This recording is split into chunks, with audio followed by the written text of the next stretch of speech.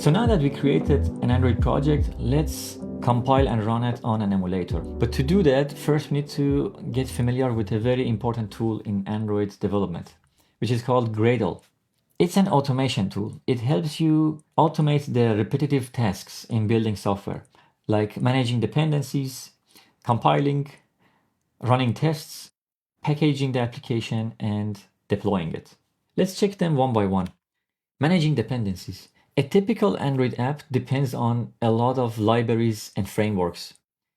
They help to build your app faster and easier. For example, think of loading an image. You get a URL address from the image and you want to show the image to the user. So you need to either build the mechanism to download the image and display it, or you can use a library for it, an image loader library, which we will use in this course. So these are dependencies, and Gradle makes it easy to manage them. Next, we have compiling code.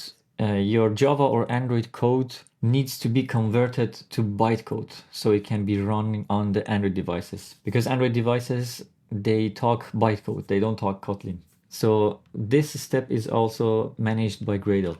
And this compiled code is packaged together with the assets that you have, like images, fonts, things like that. So they packaged together into one file.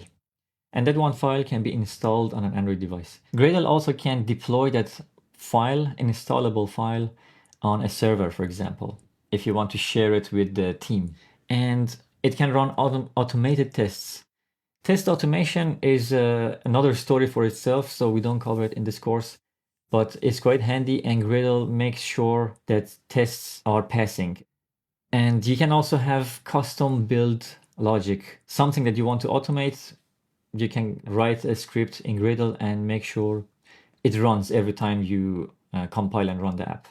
So let's see how these Gradle scripts look like. So we created the project, and hopefully, if you have no error, after waiting a long time for Gradle to import the project, it will look something like this. And on the left side, this is where you can see the Gradle scripts. If you have it in project mode, then this is where you can see the scripts, and here. There are multiple Gradle files. One of them is project level. So this one, this includes configuration that are for the entire project. There's not much going on here, but you could add configurations here. But we also have another Gradle file, which is module level. So Android apps, when they grow big, they are split into modules. This is again outside of the scope of this course, but in the future, when your app gets too complex, at some point you will feel the need to break it into different modules. So each module has its own Gradle script file. And this script file is for the app module. When we created the project, we chose a couple of configurations. You can see them here. So this is where they are stored. Like, for example, the package name here is referred to as application ID.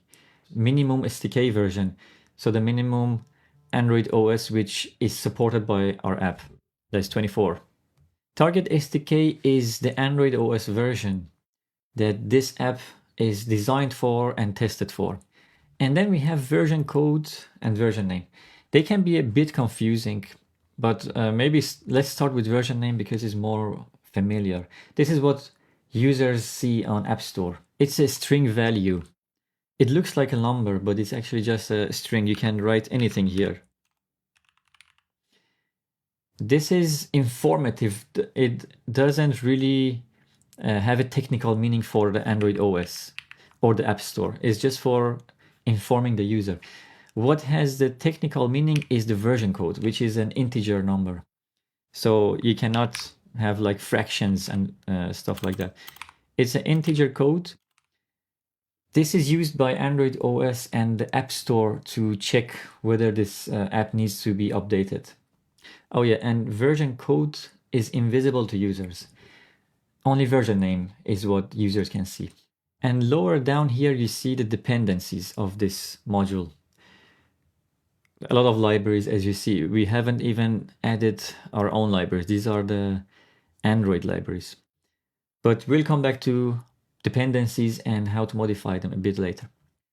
Before running the app, we need to sync the project with Gradle. So what is this syncing? There is this icon here on the top, sync project with Gradle files. There are certain situations that you need to sync your project with Gradle before compiling and running the app. So for example, when you create the project, when you import a project, or when you touch any of these Gradle files, change something here, these are the moments that you will see it here as well. It says Gradle file has been changed. Now I need to sync the project. After syncing, if you don't get any error, hopefully, then you can run the app. Let's try it. Now I'm going to run the app. And I got an error.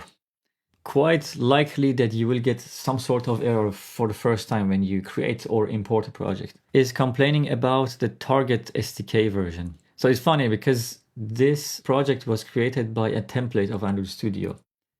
But even a newly created project can have bugs and like errors, as you see. Basically, it's trying to tell me you use 35 target SDK. And it can be just fixed like this, very easy. And now I can run the app, hopefully. Fingers crossed. Voila! This is my amazing app. You might also run into another common error.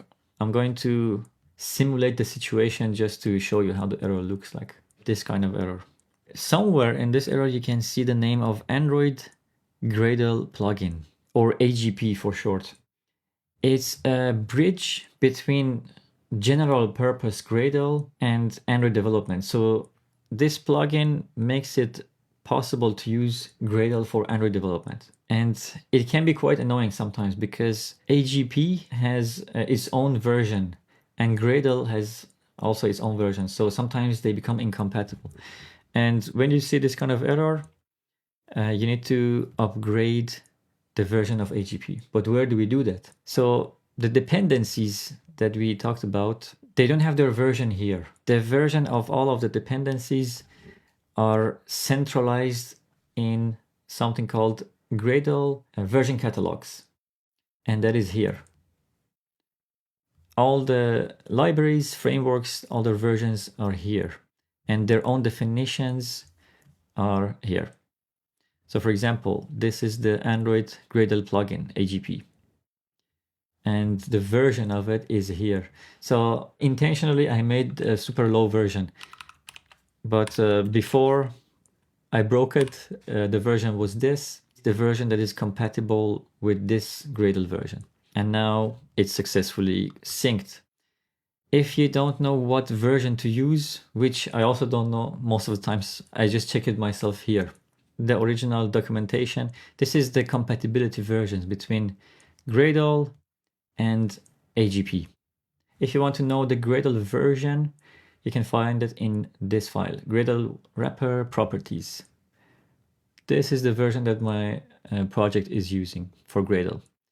So as you see, for that one, 8.8 is a compatible version for AGP. It can be overwhelming at the beginning, I know, but for now it works and I can run the app. So that's it, we compiled and we run the app. Also, if it takes a long time to compile or sync the project for the first time is normal. One more handy thing to show now that we run the app is this logcat. This is where you can see the logs that come from this device, specifically coming from our app. This in the future can be very helpful to detect bugs and read the errors that are coming from the app. And also you can filter by keywords, for example, like this, because there's a lot of logs, so filtering is quite handy here. So that's it for compiling and running the app. Before we continue, maybe it's handy if I show you how you can import an already existing project, because it could be that you end up with a different code than the code that I'm writing during the lesson. So importing it is very simple. So this is GitHub. the link is shared in the description. So this is the project at its beginning state. So I just created the project. If you already used Git before and GitHub, then it's easy. You just use the Git client with this URL and then switch to this branch. But if not, the easier version is to just download the zip. So I uncompress the file and you can see the code here. So this is the folder that I need to import. So I go back to Android Studio, new import project. And you can just refer this one. Yes, trust my code. And voila. It's trying to import sync with Gradle for the first time. So that's it. See you in the next video.